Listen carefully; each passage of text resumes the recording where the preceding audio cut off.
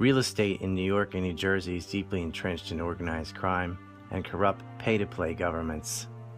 Bribery and blackmail are just a normal part of state contracting. There exists a concentration of Zionist ideologues profiting from the gambit and using their wealth to assist a foreign government with its political aims. Crooks are using the state to enrich themselves and then using this wealth to further the interests of the Israeli regime and its grip over American money, media, and military power. President Trump himself and his extended family, with Charles and Jared Kushner in particular, are serving the financial and ideological aims of the Israeli state. Controlling property predicates other revenue streams for criminality, and these organized crime connections float all the way back to the Robert Kennedy assassination. In Israel, they say God granted them land. Well, God is not a real estate agent. Real estate agents involved in state contracting and organized crime, however, do act like the devil. The Democrats are out chasing Russian ghosts instead of nailing down these concrete criminal connections because they can't do otherwise, since they are involved in the very same syndicates and the very same activities.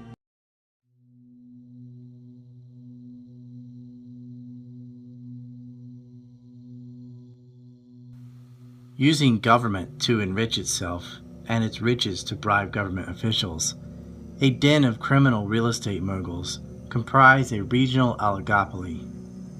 This cabal then empowers a federal lobby on behalf of a foreign state. AIPAC depends on these donors for the bulk of its power. Also under its wing is a who's who of organized crime. Without vast corporate welfare, it could not continue. Eric Trump reports that his father's decision to bomb a Syrian airbase was influenced by his sister Ivanka's reaction to the horrible gas attack. Either Ivanka fell for the atrocity propaganda that uniformly blamed Assad without motive or evidence while also ignoring precedent, because we've heard these lies before, or she's part of it.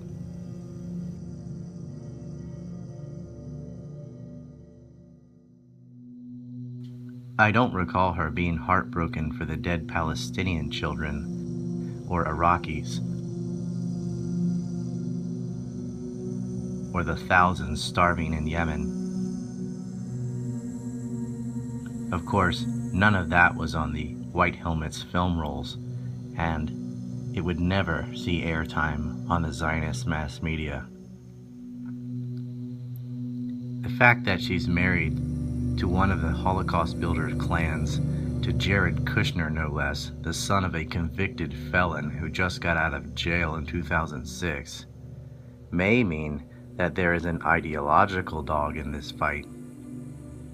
The Israelis had recently tried to penetrate into Palmyra in mid-March of 2017, and they were repelled by the very same airbase that Trump later attacked with cruise missiles.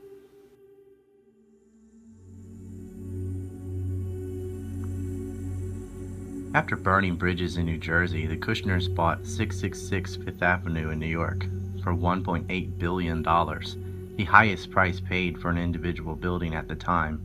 It was a very unconventional price for such a short building. The 666 at the top has been replaced with the Citigroup logo. In other words, a synonym. Citigroup was the largest recipient of bailouts from the 2008 housing bubble crash. Their corruption fits perfectly with the Kushner clan. So who or what are the Holocaust builders? How did the Kushner clan burn bridges in New Jersey? And why did Jared's billionaire father, Charles, the dawn of the Holocaust builders, end up in federal prison? What's their relationship with the state of Israel? First, you need to know a bit about New Jersey and organized crime. The most successful mobsters don't avoid the law, they work with the law. God is not a real estate agent, but the devil is.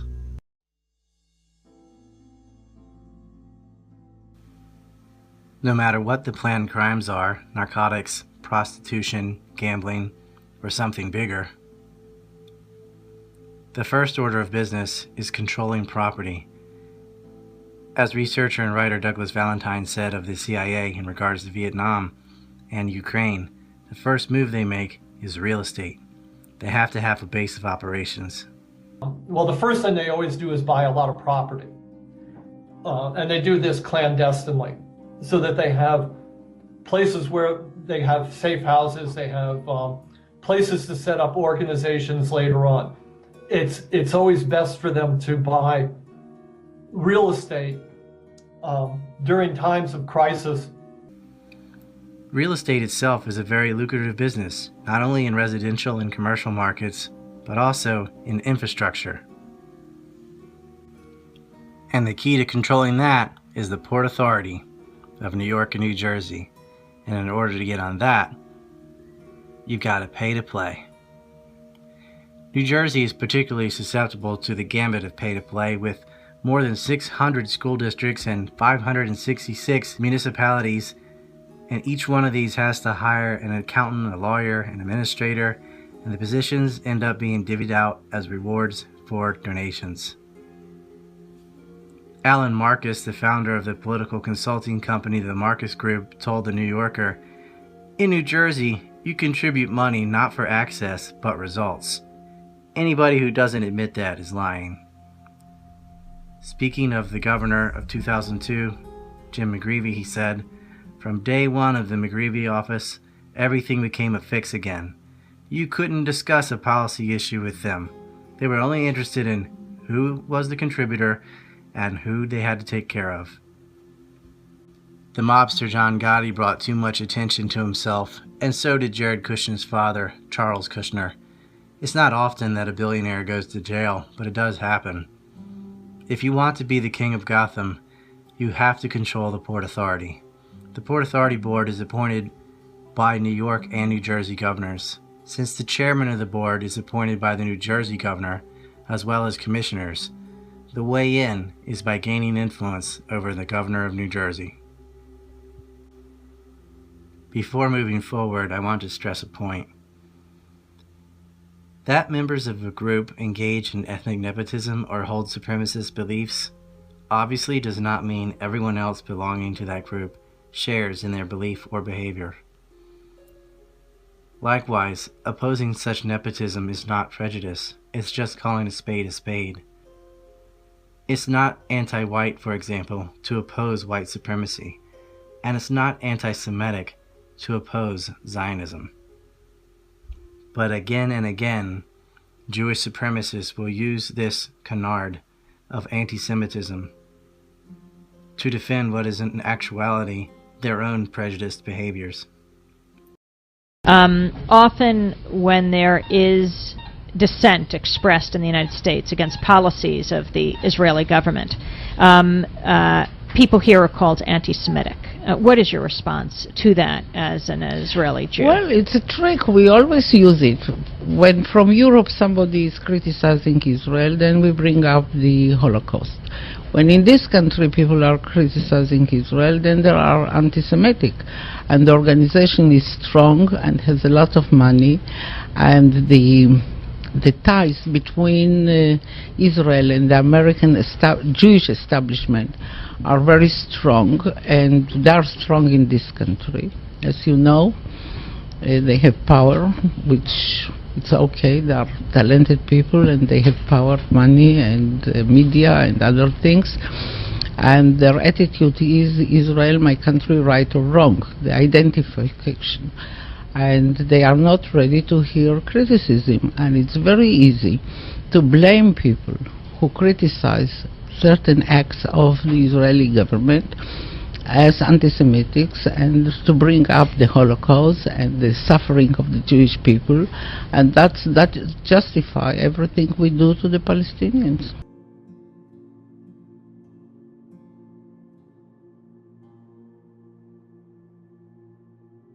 The Port Authority of New Jersey and New York is Zionist occupied. That is just a fact. At the time of the September 11th attacks, the Port Authority chairman was Louis Eisenberg. Eisenberg authorized the World Trade Center lease transfer to Larry Silverstein and Frank Lowry. He was a partner at Goldman Sachs. He has been a member of the planning board for United Jewish Appeal and the United Jewish Federation. His senior advisor at the Port Authority was Michael Glassner, the Southwest Regional Political Director for AIPAC.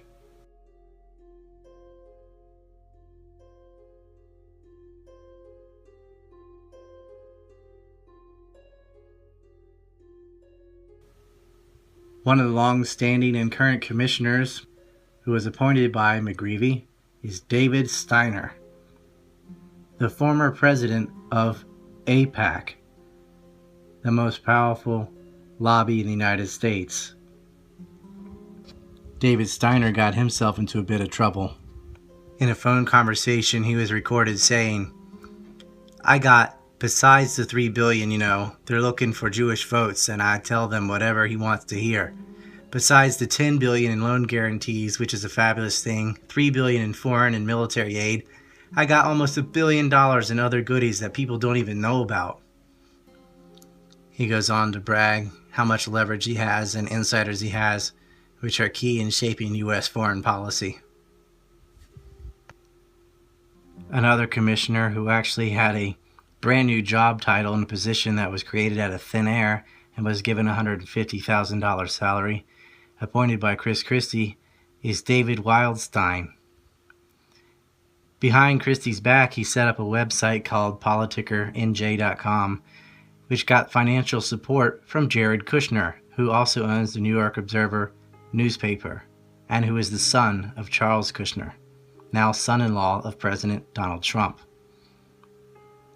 Their goal was to derail Christie, and of course, Weinstein pled guilty to conspiracy over Bridgegate, where they shut down 2 of the 4 lanes on the George Washington Bridge, which caused enormous traffic problems that allegedly to punish the mayor of Fort Lee, New Jersey for not endorsing Christie.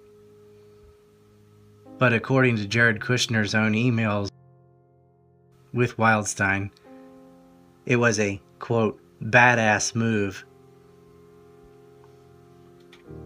and meant to derail Christie. Chris Christie, of course, would be the man who would prosecute Jared Kushner's father, Charles.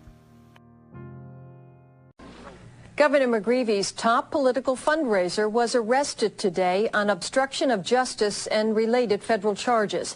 New Jersey-based developer Charles Kushner is charged with hiring a prostitute to blackmail 2 witnesses in a federal investigation where he is a target. State House correspondent Jim Hooker has the story. Kushner, a major Democratic campaign contributor and political player who'd served briefly on the Port Authority of New York and New Jersey and was once nominated by Governor McGreevy to head the authority's board, sat in handcuffs before a U.S. magistrate in federal court in Newark. He's charged with attempting to intimidate witnesses in a separate probe by the U.S. Attorney's Office involving his real estate holdings and federal campaign contributions. Mr. Kushner engaged in a conspiracy with co-conspirators to hire prostitutes to entice witnesses who were cooperating with the federal investigation into engaging in sex acts with those prostitutes and to have those sex acts then videotaped. After the taping, according to the complaint, Kushner then arranged to have the tape and still pictures taken from it sent to the cooperating witness's wife. Attempts to catch another witness on videotape with the prostitute failed when the witness didn't go with the woman, who authorities say Kushner personally recruited from New York City after 2 accomplices failed to find one. He paid $37,000 to the call girl and the accomplices. The Port Authority seems to have a revolving door with Goldman Sachs, and its commissioners are always getting into legal trouble or hatching financial schemes. New Jersey and New York governors who appoint the PA brass are often in the same boat. So it shouldn't be shocking that the people they appoint are shady. Take New Jersey Governor Jim Corzine, for example. He was the CEO of Goldman Sachs and then MF Global, which he ran into bankruptcy after using customer funds to pay creditors for silly bets he made on European sovereign debt. Corzine was a business partner of the now convicted felon Charles Kushner in an offer to buy the New Jersey Nets basketball team. The governor said no when they wanted to use the state to help offset the cost for purchasing the team. No was not an answer that Charles Kushner was used to, especially from McGreevey, who he had already given $1.5 million. And as it turns out, not only did Kushner use the carrot, he also carried the stick. If bribes failed, there was always blackmail. Kushner's favorite tactic was the honey trap. What he did could be a Hollywood movie if Hollywood was interested, or at least an episode of Trailer Park Boys. Governor McGreevey had a weakness. He was a closet homosexual. On a trip to Israel, McGreevey met his lover, Golan Sipel. At the time, Jim was a mayor with aspirations to become governor. Sipel moved to America, to New Jersey, and his work visa was sponsored by none other than Charles Kushner. For McGreevey, who would later be blackmailed by the Israeli national and outed, this relationship with Sipel turned out to be a real pain in the butt. Was Kushner pulling the strings? Why else did Sipel demand that any settlement include a charter for the Touro College Medical School? Everyone knew that Kushner was a Touro benefactor and wanted to help fund a medical school so he could name it after his mother. McGreevey had set up his lover, a foreign national with a six-figure salary, by appointing him to be the head of Homeland Security just a month after becoming governor. He also appointed a new chairman for the Port Authority, none other than Charles Kushner. Remember that this was in 2002, and just months prior was the horrible September 11th terrorist attacks. The World Trade Centers were physically gone, and the Port Authority would decide what would replace them. The terrorist attack greatly benefited New Jersey, and Kushner in particular. Ask yourself, since all those offices were destroyed, where did all of those businesses go? Well, mostly to New Jersey waterfront. New Jersey got 15,400 new jobs, and Kushner so happened to construct 5 million square feet of office space. And the first to move was Goldman Sachs. Imagine my lack of shock. I'll circle back to 9/11 in a bit because there's a lot here to go over. Moving companies, the Jewish agency, loans, real estate.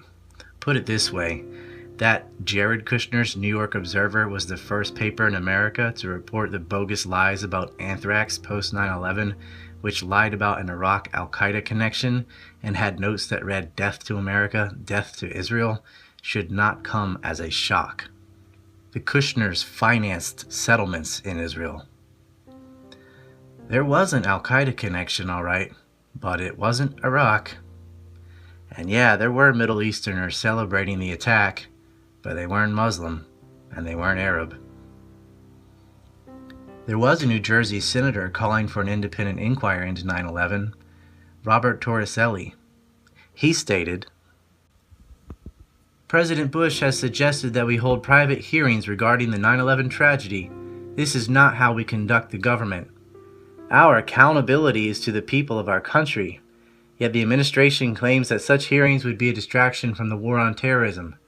That is not our history or how we conduct our government. Accountability is at the core of any representative government. This nation needs an independent board of inquiry to determine the events of September 11th. An investigation must be conducted by an independent board of inquiry to determine what problems need to be addressed in U.S. agencies responsible for intelligence. Simply leaving this inquiry to the White House and Senate Intelligence Committees would not provide the impartial investigation needed. Those committees have had continuing oversight for the very intelligence agencies they would be investigating. Thus, they would not provide the fresh perspective an independent board would bring to the issue. After doing that, the Kushner New York Observer and the always loyal neocon mouthpiece, the New York Times, began trashing the senator. Was he involved in Alan G. Havesi's pension scandal? Yeah, he was. After all, he's a Jersey politician. All of them have skeletons. That's why they can be leveraged, and that's why they get financed to run for office in the first place. Here's something interesting. Jamie Foxx, no relation to the actor, served as his chief of staff for both Torricelli and Jim McGreevey. After things went sour between Leahy and Randy, and with Charles Kushner going to jail in Alabama, Sappel got a job at a PR firm, MWW, which was started by the former New Jersey governor, Jim Israeli Tomato Florio, and Robert Torricelli. Small world. McGreevy's first chief of staff, Gary Taffet, and his chief of counsel, Paul Livingston, both got federally investigated for selling billboards on government land, and another McGreevy fundraiser was extorting contributions in exchange for the government buying land at a better price. That long indictment kept mentioning a quote-unquote state official. As it turned out, state official was none other than the governor, Jim McGreevey. But despite his mountains of corruption as well as everyone around him, McGreevey walked away heroically for having the courage to admit that he was a gay American. Hey, it's America. Minority cards are strong. Forget about the millions of dollars he squandered. Forget about him hiring a foreign national for the Homeland Security, which oversaw New Jersey's nuclear facilities. Forget that while his wife was in the hospital having bed rest after having labor, that he was drinking Jaeger and having an affair in her house in her bed with his aide. Nope, he walked away like a boss. Kushner didn't fare as well. He got nailed for a number of charges: false tax returns, false campaign finance reports, and witness tampering. What is the answer to the question of why a guy as savvy as Jim McGreevey meets a guy in another country for 45 minutes and brings him over here and hands over this sensitive part of his campaign to him? It doesn't make sense. David Twersky is at the American Jewish Congress in New York now. When he was editor of the Jewish News, he got to know Golan Sappel and already knew McGreevey and was not alone in his suspicions. The possibility that there was something between these two, I would say through 2001, started growing on a number of people. After the newspapers started raising suspicions, Twersky says he heard certain state troopers upset about the governor's choice of Joseph Santiago as superintendent were trying to gather proof of a relationship between the governor and his young aide. I warned him to beware of the fact that state police were probably driving around looking for him at night. He said he was aware of that, but that there was nothing to find because, in fact, he was not gay and not having a sexual relationship with the governor. Twersky wrote an editorial urging the press and public to lay off Sappel. McGreevey thanked him for it, but then a newspaper article described the governor and Sappel doing a walkthrough together at Sappel's new condo in West Windsor. And Twersky says Charles Kushner took the two of them to New York PR man Howard Rubenstein, who had... Kushner, the dapper Don of the Holocaust builders, nicknamed after the attention-seeking, reckless John Gotti, the most idiotic mob boss to ever grace New York, built off an old developer's trick to get around campaign finance laws.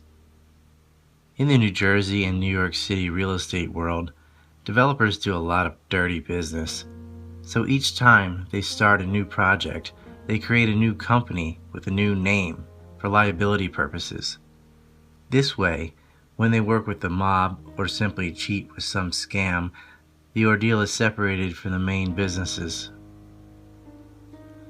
Kushner made a lot of projects, and thus a lot of companies, over 100 in fact.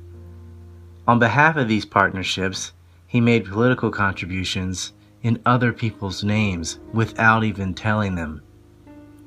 This allowed Kushner to give a lot of money and gain a lot of influence over the likes of people like Bill Bradley, John Corzine, Robert Torricelli, and of course, Jim McGreevey. The great thing about egomaniacal greed rats is that you can always rely on them to turn on each other. Kushner ran into trouble with his own partners, one of whom was his older brother, Murray. Murray sued him to get full accounting on the various partnerships, thinking that Charles owed him money. The lawsuit did what no criminal wants. It put the spotlight on Kushner, which led to a U.S. investigation into his campaign financing. Kushner had to pay a $508,900 fine to the Federal Election Commission, but not before going full Jerry Springer. You see, Kushner's sister was taking his side against their older brother, at first at least. However, her husband Billy Schulder worked for Charles, and he had been messing up, so Charles demoted him. Well, then he and his wife flipped sides, and the Dapper Don went off the rails. First, he set Billy up with a honey trap. Here is what went down.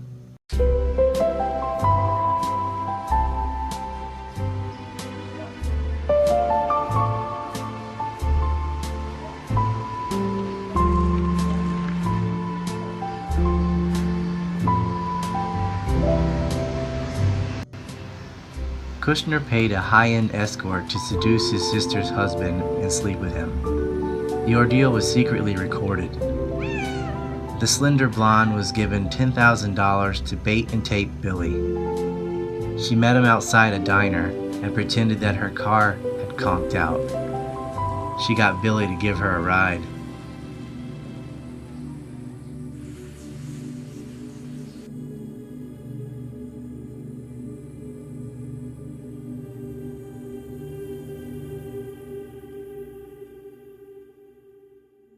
Schulder took the bait, and ever the classy guy took her to the Red Bull Inn, a fancy 2-star motel in Bridgewater. Stay classy, Billy. Stay classy. Wait, there's more. Kushner then mailed the tape to his sister to intimidate them. But all it did was infuriate her. To top it all off, Kushner also suspected his accountant, Robert Yontef, of being a mole for his brother. He believed Yontef was stealing documents at night and giving them to his brother's lawyers. So Kushner did the same thing. He hired a hooker, paying another $10,000 to seduce Yontef. However, he resisted her charms. That, or she already had the money and just didn't try very hard. Needless to say, witness tampering was added to the list of charges.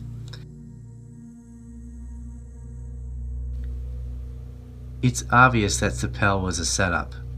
McGreevey must have thought so too, because he brought the FBI into his case. At a level of disorganization worthy of a Pat and Matt episode, a man who was simply a friend of Sipel's sat in on a meeting between legal teams, and not knowing who he was, each team thought he was for the other side. You can have a lot of money and you can buy a lot of things, but you can't buy class. The sheer degree of continuous corruption spanning decades and transcending both parties shows that the Port Authority positions are basically for sale by the New Jersey and New York governments. And the buyers are Zionist clans. They never lose their positions because no matter how many terrible investments they make or criminal charges they get, the government will bail them out because they bribe them or hold blackmail over them. It's pay to play, and also play or pay. I hate the term elite. It implies superiority. These government parasites, which would mean a parasite on a parasite, are not talented. They're not clever or smart. In fact, they're quite the opposite. They make reckless, irresponsible decisions all the time. The only reason they maintain their wealth and positions is government favoritism. They're given exclusive contracts that even an idiot could not screw up. Even then, they cheat and make terrible investments costing billions, and the government just bails them out. They would be out of business and penniless a long time ago if not for the tax parasite. The Kushners used the housing crisis to cheaply buy up 25,000 apartments. Citigroup, for example, whose logo replaced the 666 on Kushner's tower, received $476.2 billion. That's hundreds of billions, nearly $500 billion. The American people are subsidizing no-talent criminal billionaires who simply coerce the government to keep the system in place. Their children also lack talent. They go to some of the schools with the best reputations because they pay for it. Jared Kushner and his brother were admitted to Harvard because their felon father simply paid them off. Author Daniel Golden wrote a book called The Price of Admission, which exposed the grubby secret of American higher education, that the rich buy their underachieving children's way into elite universities with massive tax-deductible donations. It's a pretty simple scam. And this is exactly what Charles Kushner did for two of his children. He pledged $2.5 million to Harvard University in 1998. But looking at Jared's high school records, he was less than a stellar student. He didn't get into Harvard based on merits. He didn't have the grades. He didn't have high SAT scores. But he and his brother were admitted anyway. On the membership list of Harvard's Committee on University Resources are Charles Kushner and his wife, Sarah Kushner. They were both on the committee. This was all after Charles Kushner had become a convicted felon. Harvard still took the money and enrolled both his children. Charles Kushner's corporate financial officer, Marcy Plotkin, who's also a certified public accountant, pleaded guilty to doctoring tax returns for partnerships of Kushner's companies. Kushner had bribed her with bonuses and even paid for her son's tuition. Also investigated was Richard Stadmar, Cheryl Kushner's brother, who was vice president at Kushner's companies. He would be back in the news in 2016 when he and his wife, as well as a Hebrew day school, loaned a total of $7.8 million to a hedge fund firm, Platinum Partners, which itself is being probed for a kickback scam and for using a shady validation firm. After getting the loans, Platinum's co-founder, Murray Huberfeld, got arrested for bribing Norman Seabrook, the head of New York City's prison guard union. Seabrook was also nabbed. Stadmar and Huberfeld used to donate to each other's family foundations with matching donations, which is not that all uncommon of an occurrence for these corrupt Yankees. Huberfeld had to resign from his board position at the Simon Wiesenthal Center. He's also a major donor for Chabad Leibovich, that believes Jews are the chosen race of God and everyone else are just rats. Charles Kushner's out of jail now, and he used this time in the slammer to recruit a couple of business partners. Yes, jail was the perfect place to find his kindred. Back in business, Kushner hired two fellow convicts who were in prison for fraud.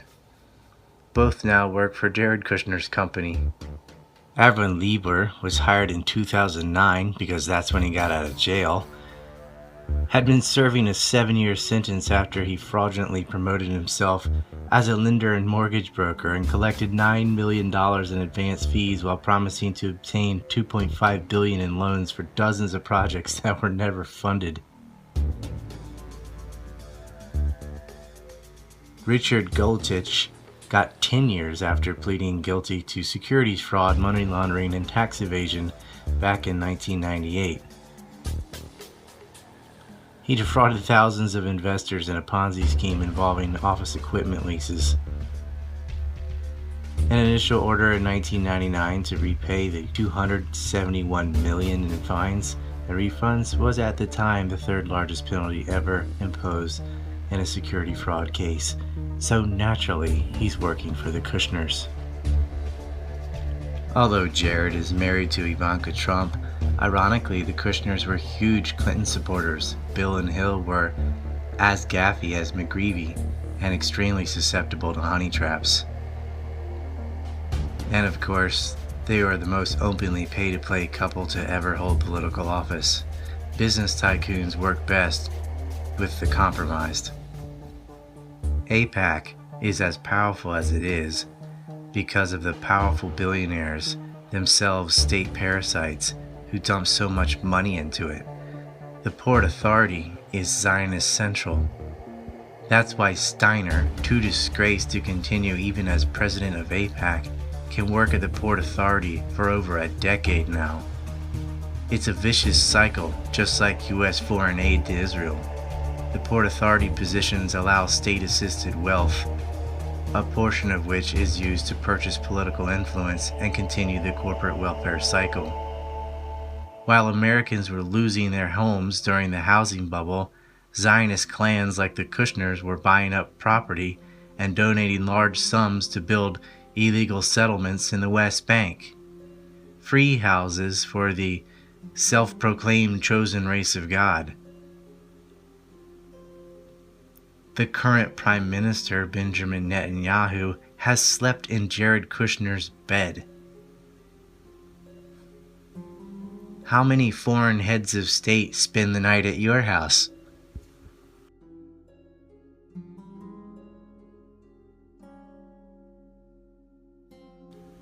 You want to build a wall? Forget about the Mexican border. Build it around the Port Authority. They're wasting billions. And these real estate devils keep AIPAC afloat, which holds American foreign policy by the short hairs, which in turn waste trillions of dollars. The Trump families were no strangers to corruption and politics. Now President, Donald Trump laid the foundation of Trump Tower using SNA concrete, a firm controlled by Mafia underboss Anthony Salerno of the Giavessi crime syndicate back in 1981. In return, the mob kept the unions away, that they also control. In other words, racketeering. Not illegal, since all one is doing is hiring a concrete company. You can't prove how the unions for, say, steel might have acted and why. It's not clear that Trump knew he was dealing with the mafia or not, or that Fat Tony Salerno in particular was Giavessi brass. However, they did share the same lawyer. It could also be the case of get it done and I don't want to know how. Fred Trump, Donald Trump's father, as well as Donald Trump, were buttering up New York's mayor, Ed Koch, even though Donald would be butting heads with him later in the 80s.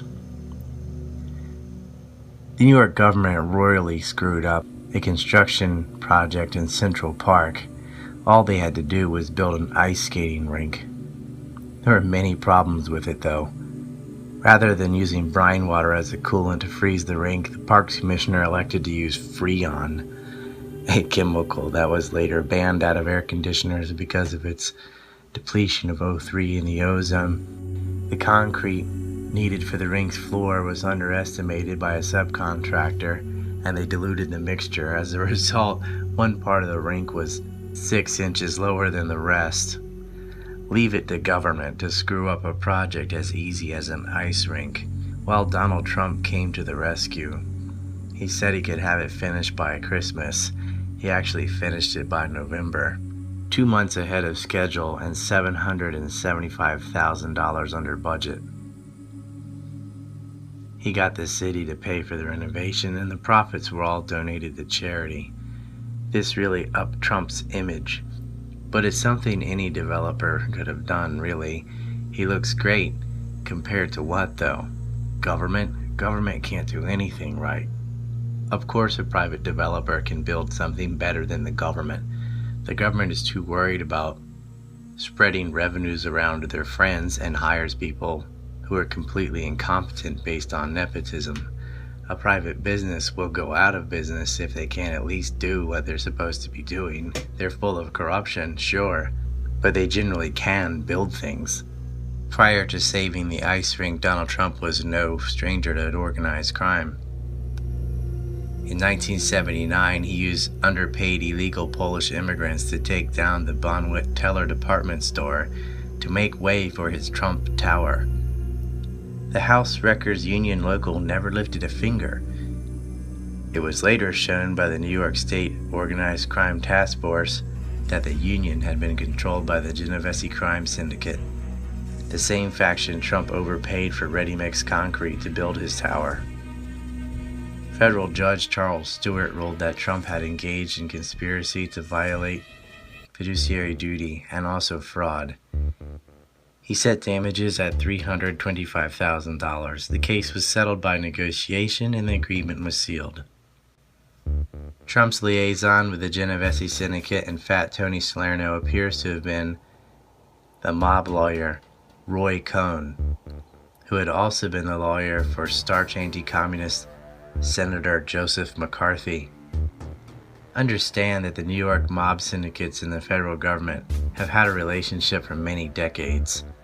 At first, because the mafia's narco business supply side was funding anti-communist militias, including KTM, and later anti-Castro Cubans. After that, they had the same gambit for paying the Contras and even Al-Qaeda, then called Freedom Fighters, and currently relabeled as Moderate Rebels.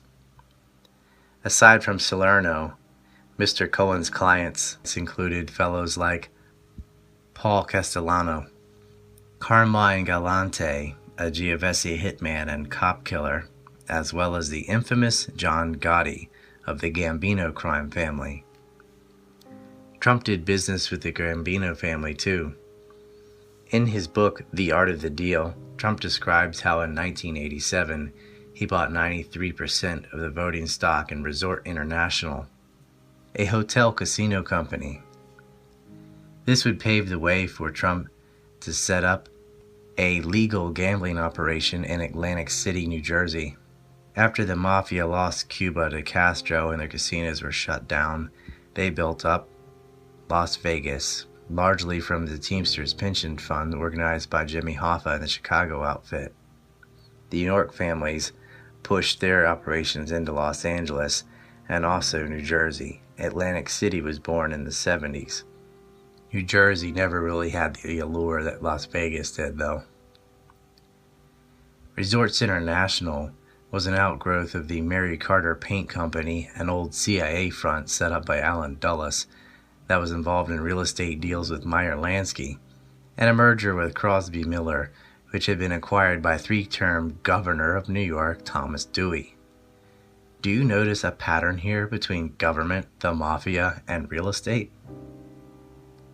Trump's biggest customer in Atlantic City was Bob LaBooty. LaBooty was a racehorse swindler and a John Gotti underling. He was caught on tape in a probe referring to Gotti as his boss. He ended up being banned from all of New Jersey's casinos. The Gambinos were running booking operations in Atlantic City. Trump's casino was fined $450,000 for gifting LaBooty 3 Ferraris, 3 Rolls-Royce, 2 Bentleys, and a Mercedes. At least he has good taste in cars. But when probed, Trump didn't recognize LaBooty's name and said he hardly knew him.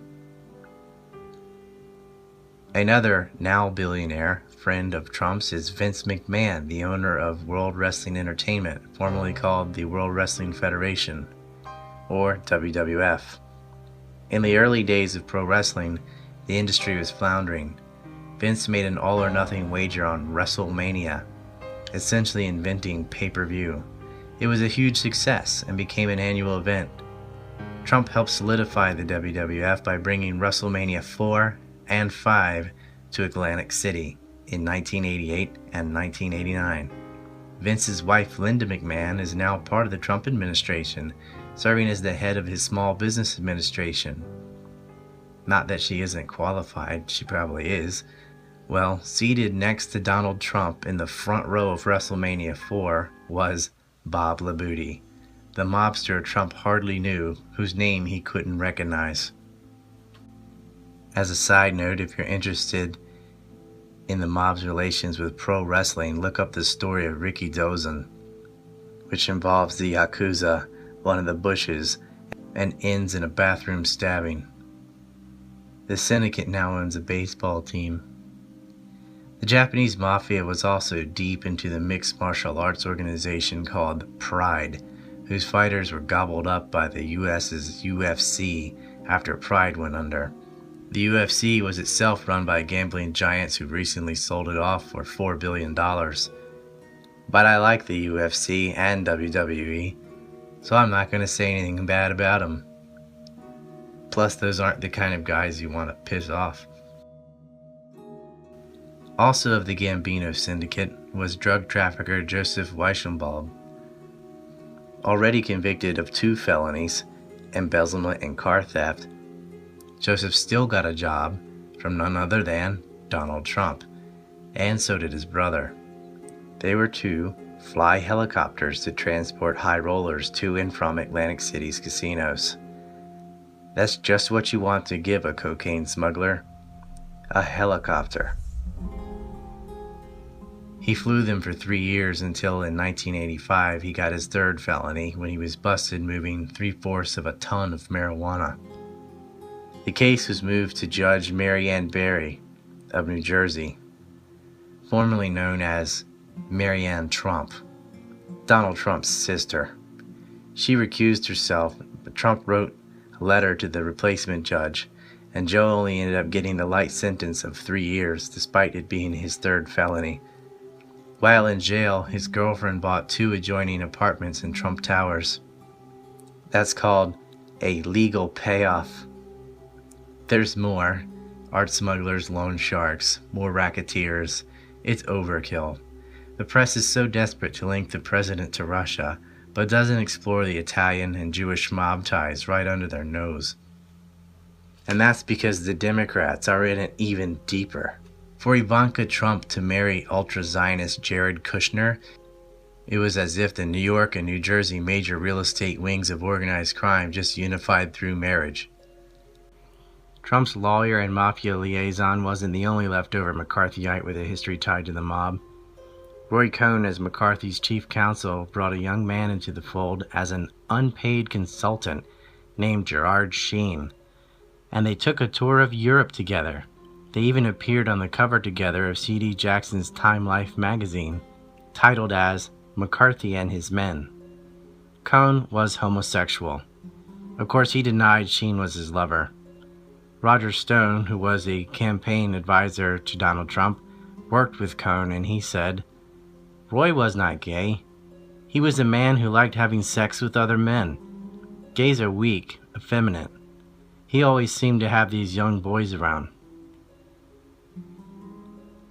Well, I can't agree with Stone's odd stereotype about homosexuals, but I'm pretty sure Cohn's sexuality is clear. And like McGreevey or Hoover, being a closet homosexual is something that can be exploited. His lover Sheen was the Jewish heir to a hotel chain out of Chicago. Gerard David Sheen's father, Junius Meyer Sheen, owned the Ambassador Hotel, where Robert Kennedy was murdered.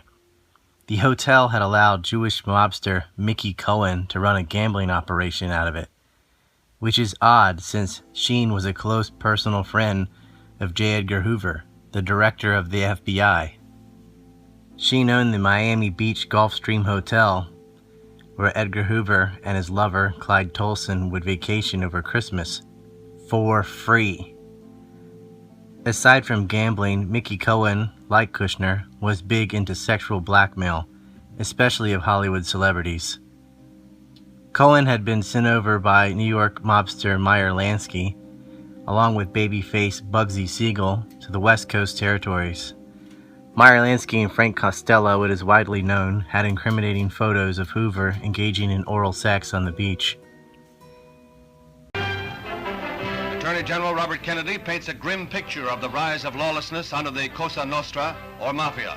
This he describes as the government of organized gambling, narcotics peddling, extortion, racketeering, and controlling of certain trade unions. He says the income runs into billions. Robert Kennedy prosecuted Cohen and sent him to Alcatraz.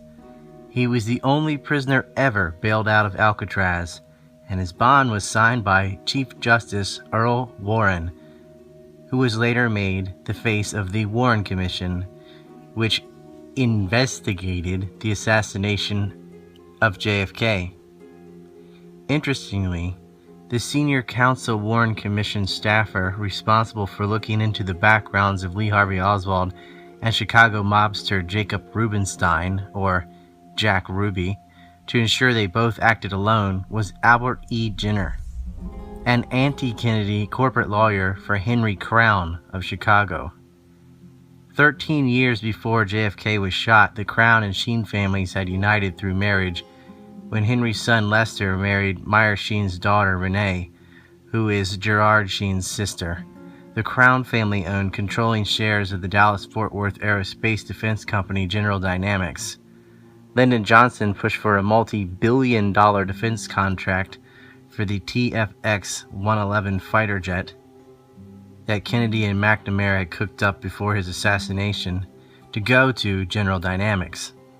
By all accounts, Boeing had the better bid for the plane, but it was given to the Crown family business for political reasons. For details on that can of worms, get my book, The Separation of Business and State. Johnson's advisor was Bobby Baker, who was investigated for bribery and for arranging sexual favors for congressmen in exchange for votes for government contracts. You see, what Kushner did was nothing new. Bobby Baker's activities started to unravel when a bug in the Las Vegas Fairmont Hotel office of another Lansky associate, Ed Livingston, picked up references to Baker. But because it involved so many prominent people, the investigation was limited, and inquiries into Johnson were dropped in 1963, and Baker was charged with tax evasion. The Kennedy assassinations require separate films. Suffice it to say, this triangle between big business, organized crime, and government spans back many decades. General Dynamics' Crown family has always been loyal to Israel. The Jewish Sympathy Orchestra plays in the Henry Crown Hall in Jerusalem. But Israel does like to name a forest or a street or some other dedication to political figures in the United States like James Jesus Angleton or White Rothschilds are on their money. Organized crime is international, and Zionist gangsters have state assistance. It gives them a huge advantage over other ethnic gangs. In 2016, Michael Cathell joined me on the ANC podcast to talk about disinformation and guilt by association. And he also talked about the Crown family and some of their modern associates. I don't know if you've heard of George Fisher. He was CEO for Motorola. And Motorola is controlled by the Crown family, who are the Chicago Jewish mob and backers of Obama. And Fisher himself was Henry Kravis's senior advisor.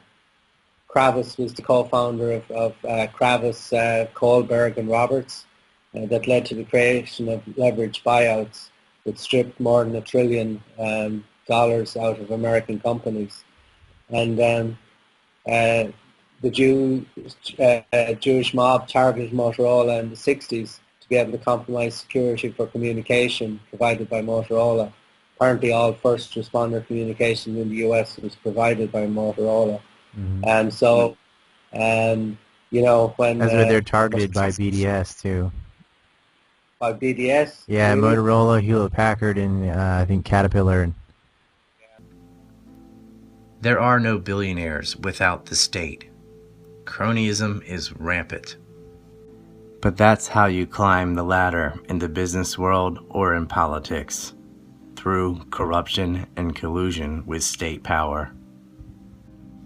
Listen, taxing or printing money to award it to companies who contribute part of the money you extract it from the productive part of society back to you, or contribute to you through a lobby like AIPAC, is not an act of genius.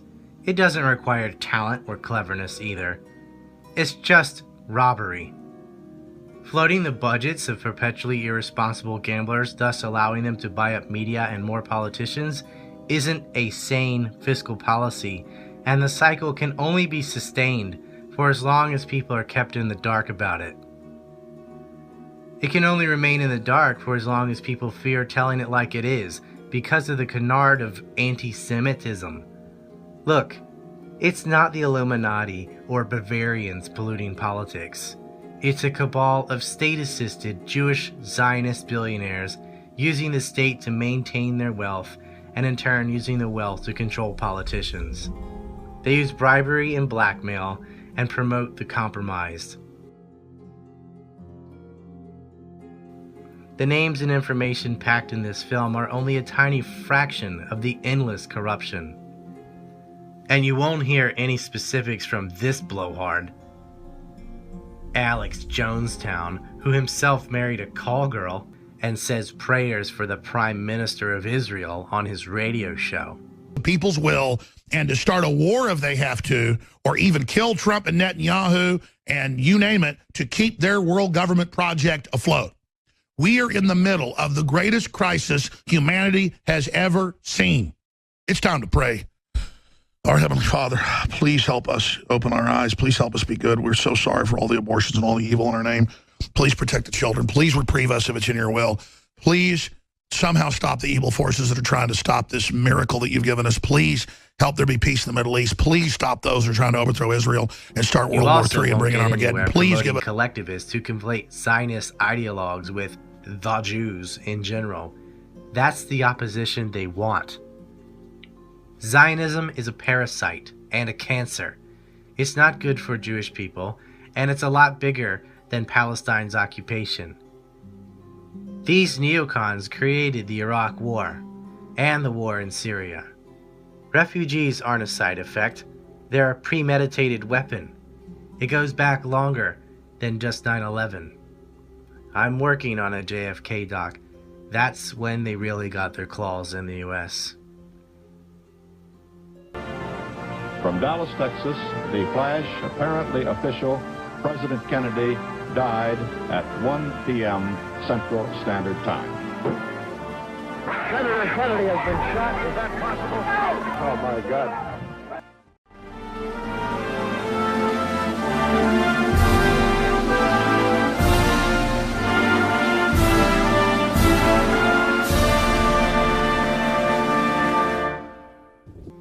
Do you want to break the cycle? Then join me. We've got to clean up the Port Authority, and if you live in New Jersey or New York, you've got to get active in state politics. Step 1 is sunshine, and at Anti-Neocons, our aim is just that. Truth costs far less than lies. Paint the town, the message is clear. We'll never be free until we end all aid to Israel.